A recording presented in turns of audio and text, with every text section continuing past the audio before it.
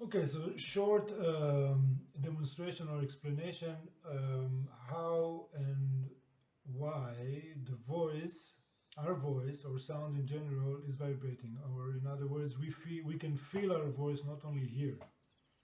Right? Most of you probably already know this, and if not, then it's very simple. You can take a moment, just sit, maybe close your eyes, and just hum, and you can put your hand here, and you feel the vibration. It's very simple. Now, how does it work, and why is it good for to know this? Well, if we understand that everything is vibrating and everything is sound and everything is singing, then if we know how to create a particular sound that will vibrating in a particular way, then we can enjoy it. For example, on the body level, if I know how to create a particular voice that will vibrate a particular part in my body, vibrate it means what it means. It means that I'm finding a particular. I just happen to have here this glass, and I hope you can hear that. This is the sound of the glass, which means it's the sound of this particular shape and form and matter and construction and so on.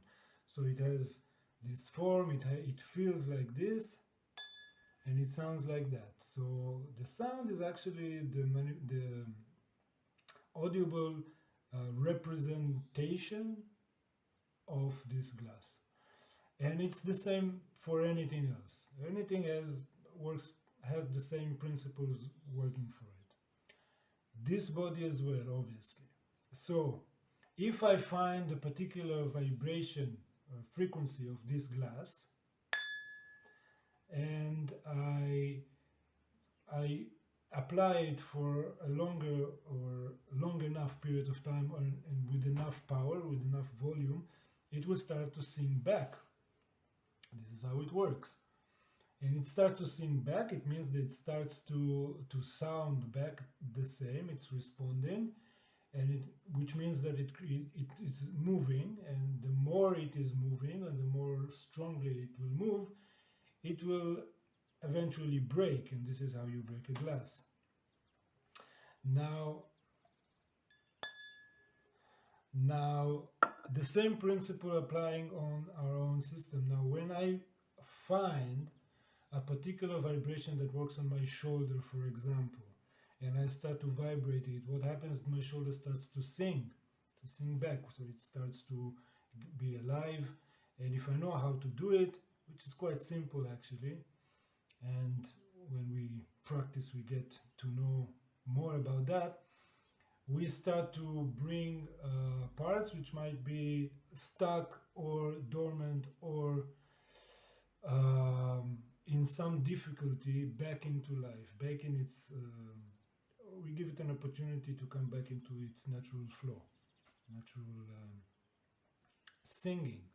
We make it sing, and if we can make our entire system singing, it's better, I think. So, and if we understand this, and if we have the opportunity to explore that over our own system, also understanding that everything else, anywhere, without any exception, works in the same way, then, for example, if we want to create a particular state of mind, if I know which sound or which combination of sounds, in other words, a song, I can sing that will encourage a particular state of mind or being, then I can use it. I can use it for good. I can also use it for bad. But why would I?